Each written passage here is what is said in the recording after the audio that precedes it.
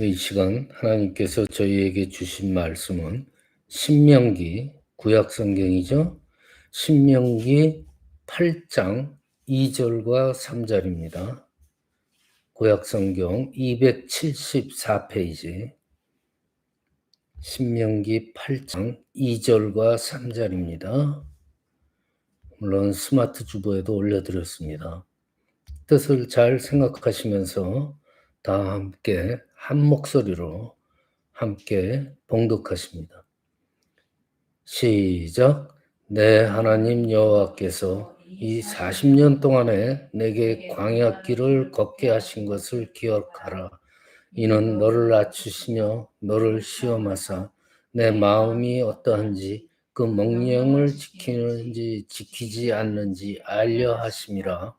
너를 낮추시며 너를 줄이게 하시며 또 너도 알지 못하며 내 조상들도 알지 못하던 만나를 내게 먹이신 것은 사람이 떡으로만 사는 것이 아니요 여호와의 입에서 나오는 모든 말씀으로 사는 줄을 네가 알게 하려 하심이니라. 아멘. 네, 오늘 제가 전해드릴 말씀은 부족함입니다. 우리 인생에 있어서 도대체 우리를 그렇게 사랑하시고 극진히 여기시는 하나님께서 우리 인생은 항상 이렇게 부족하게 만드시고 고통을 주시는지 거기에 대해서 한번 말씀을 전해드리려고 합니다. 저희들 인생이라고 그러면은 한마디로 설명하자면은 특히 이제 우리 하나님을 믿는 성도들의 삶을 한마디로 요약을 하자면은 하나님이 인도하시는 인생이에요. 그렇죠? 하나님이 인도하시는 인생이라는 것을 성경에서 단적으로 보여준 사건이 이스라엘 민족의 출애굽 사건이죠. 애굽에서 노예 생활하던 이스라엘 민족을 열대한 기적을 베풀면서 해방시켜 주셨어요. 그걸 보면은요, 이 이스라엘 민족의 해방이라는 것은 그 민족이 무슨 능력이 있어서가 아니라 하나님이 베푼 기적이었다는 거예요. 이것은 곧 우리 믿는 사람들이 받은 이 구원이라는 것, 우리가 받은 이 구원이라는 것이 우리의 능력이 아니라는 거예요. 하나님이 우리에게 주신 은혜, 하나님이 베푼 구원이라는 거예요. 그것을 한마디로 뭐라 그래요? 우리는 은혜로 구원을 받았다. 그러죠. 그런데 하나님은 그렇게 구원받은 이스라엘 백성들을 바로 그냥 가나안 땅으로 인도하지 않았어요. 즉시 인도하지 않았어요. 분명히 가까운 길이 있음에도 불구하고 하나님은 일부러 먼 길로 인도를 하셨어요. 그 길이 이제 우리가 흔히 얘기하는 광야길이에요. 성경학자들이 조사를 해본 결과 가까운 길로 갔더라면은 일주일이면 간다고 그랬어요. 일주일이면은 쉽게 가나안 땅으로 들어갈 수 있었는데 하나님은 멀고도 험한 그 광야길로 인도를 하셔서 얼마 동안 거쳤다고요? 무려 일주일 갈 길을 40년을 가게 했어요. 그 광야 생활을 40년간 한 이유는 물론 이스라엘 백성들의 믿음의 약함 또는 불신앙이 중요한 이유였어요. 그렇지만 가만히 보면은요, 하나님이 이 어렵고 힘든 광야길로 인도하신 근본적인 이유는 정말 아주 심오하잖아요. 오늘날도 마찬가지예요. 오늘날 우리 믿는 자들의 인생길이 바로 이 광야길이라고도 할 수 있어요. 그렇다면 하나님이 인도하신 이 광야, 현실적으로 얘기하면은 사막이에요. 이 사막, 광야의 특징이 뭐예요? 광야라는 것은 아무것도 없는 곳이에요. 여러분들 사진을 보시면 알겠지만은 그냥 끝도 없이 펼쳐진 모래사막이에요. 거기를 현실적으로 얘기를 하는 거예요. 아무것도 없는 거예요. 먹을 것도 없고 마실 것도 없고 입을 것도 없고, 즉 사람이 살아갈 수 있는 수단이 전혀 없는 거예요. 또 한 가지 광야의 특징이 뭐예요? 지도가 소용없답니다. 그냥 항상 지형이 변한대요. 모래바람이 한번 불면은 지형이 확 바뀌고, 또 다음날 모래바람이 불면 또 지형이 바뀌고, 그냥 산이 생겼다가 없어지고 그런대요. 골짜기가 있다가 없어지고. 하루에도 몇 번씩. 그러니까 지도가 필요 없어요. 그 광야에서는요, 지도보다도 그 광야를 경험해서 잘 알고 광야를 인도하는 지도자가 필요한 거지, 지도가 필요한 게 아니에요. 인도자가 필요한 거예요. 그래서 하나님께서는 어떻게 했어요? 이스라엘 백성을 광야로 인도하시기 전에 모세를 40년간 연단을 하잖아요. 그러고서 이스라엘의 지도자로 세운 거예요. 우리가 성경에서 자주 인생길을 광야에 비유하잖아요. 또 우리도 우리의 인생을 광야 같은 인생길 뭐 이러면서 비유를 하잖아요. 이 비유하는 이유가 뭐냐면 우리 인생의 첫 번째 특징이에요. 나름대로 우리한테 부족함이 많다는 거예요. 우리 인생은 항상 우리가 느끼기에 부족하다는 거예요. 뭔가 부족하다는 거예요. 광야길이랑 똑같잖아요. 광야길 아무것도 없잖아요. 다 부족함 투성이잖아요. 우리 인생길을 그래서 광야에 비유를 하는 거예요. 부족함이 많기 때문에 그 부족함을 채우기 위해서 우리 인생이 어때요? 에브리데이 날마다 애쓰고 힘써야 하잖아요. 그 부족함을 채우기 위해서. 그리고 우리 인생의 두 번째 특징이 뭐예요? 광야의 특징이 지도가 필요 없다고 그랬죠. 우리 인생에도 지도가 필요 없어요.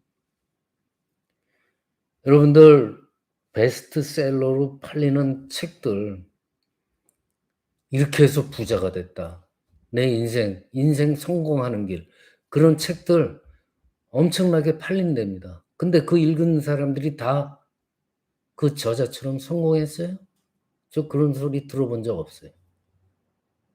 많은 사람들이 읽기는 해도, 자, 남들이 이렇게 성공했다고 성공의 인생의 지도를 제시하지만 그대로 해보면 성공이 아니라 오히려 실패할 확률이 커요. 왜냐? 인생의 법칙이라는 건요, 사람마다 다 똑같이 적용되지 않아요. 사람마다 다 틀려요. 그래서 우리가 살아가는 이 인생이라는 광야길에서 필요한 것은 남들이 만들어 놓은 인생 지도가 아닙니다. 우리에게 정작 필요한 것은요, 궁극적으로는 우리 인생을 인도하시는 예수 그리스도예요. 오늘날 이렇게 보면은요, 모든 면에서 부족함이 없는 시대에 살고 있어요. 그쵸?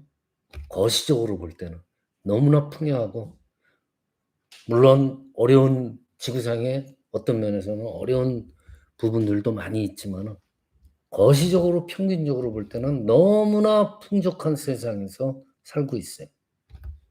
근데 그게 거시적으로 겉으로 보여지는 풍요한 뿐일 뿐입니다. 우리 인생길이라는 건 각자 느끼는 거는 여전히 광야길이에요. 여전히 우리는 부족함에, 뭔가 부족함에 허덕이고 있잖아요.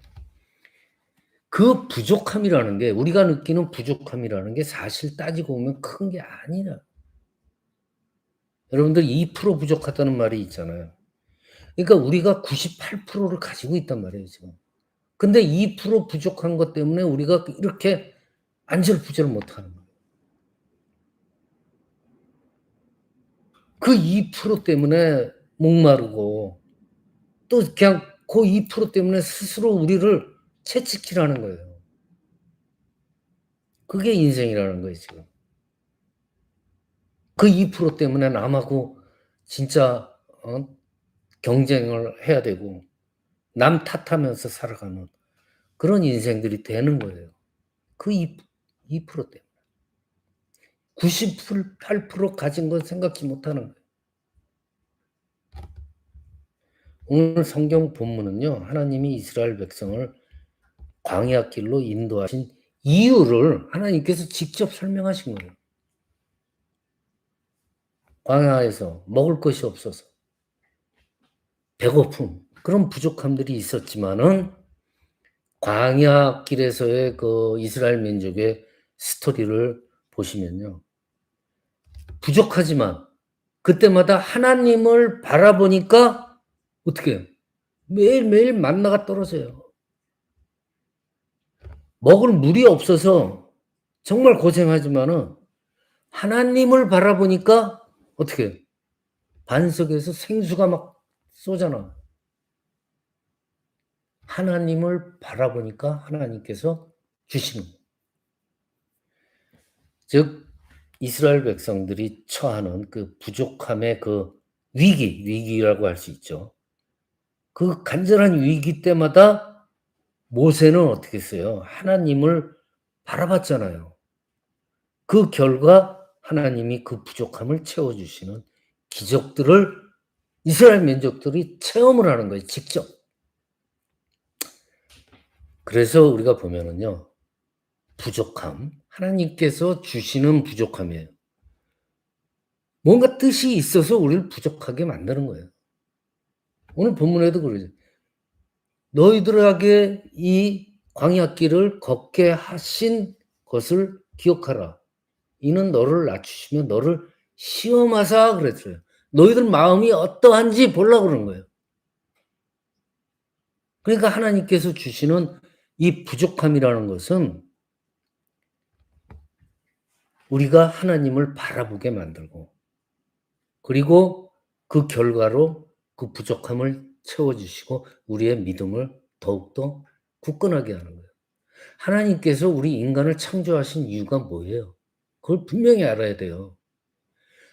하나님을 경배하라고 우리를 만든 거예요. 우리 보고 태어나서 짝짓고 잘 먹고 잘 살고 그러라고 그냥 장난감처럼 만들어 놓으신 게 아니에요. 너희들 나를 경배하라. 그래서 만들어 놓은 거예요. 근데 경배하지 않고 딴 곳만 바라보니까 나를 바라봐라. 그래서 우리에게 부족함을 주시는 거예요.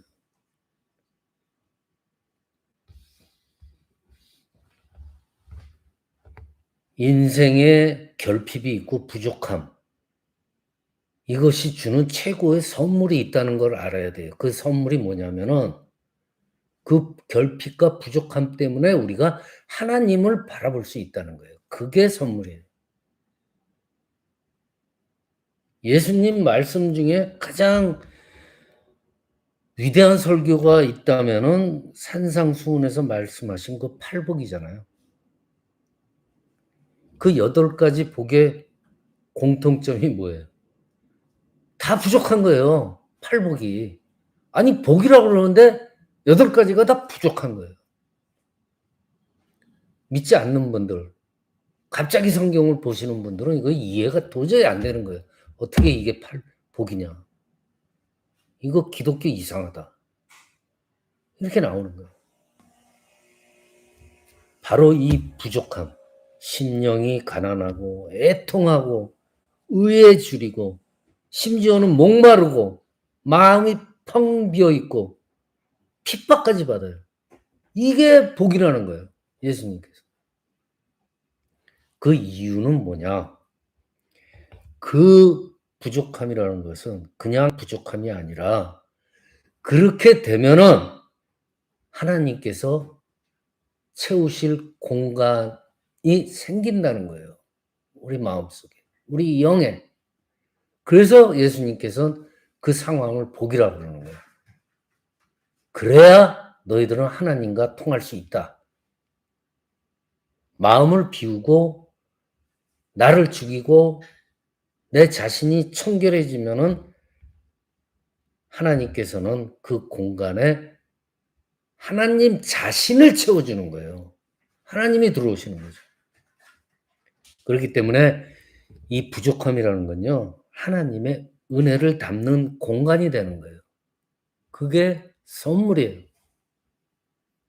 그러니까 부족함 때문에 투덜투덜할 필요가 없는 거예요. 오히려 그 부족함이 하나님께서 주시는 선물이라는 것을 깨달아야 됩니다. 우리 삶에 하나님이 임재하시지 않는 것은 간단하잖아요. 우리 마음에, 우리 속에 하나님이 아닌 것들로, 세상 것들로 꽉 채워져 있기 때문에 너무 세상 것들이 많아서 하나님이 들어오실 공간이 없다는 거죠. 그래서 하나님이 우리의 인생에 개입할 수가 없는 거예요. 팔복이라는 거는 예수님께서 말하신 이 팔복, 그 근본적인 뜻이 뭐예요? 하나님이 머무실 공간, 그걸 만들라는 얘기예요. 그래야지 복이 들어온다. 우리가 진정으로 의에 줄이고 목마른 자들이 될 때, 그때 비로소 하나님이 채우시는, 부족함이 아니고 그때는 뭐예요? 배부름이에요. 포만감이에요. 배부름을 우리가 경험할 수 있다는 것을 구약에서도 그렇고 신약에서 예수님께서도 팔복을 통해서 우리를 깨닫게 하시는 거예요. 말씀 맞습니다. 우리가 항상 느끼는 그 2%의 우리의 부족함, 이거를 우리는 하나님과 소통하는 길이라, 하나님과 소통하는 지혜로 삼아야 돼요. 그 부족함. 고통의 요인으로 삼지 말라는 거예요. 하나님의 축복의 통로로 삼으시는 저와 여러분이 되시기를 이 시간 축원합니다.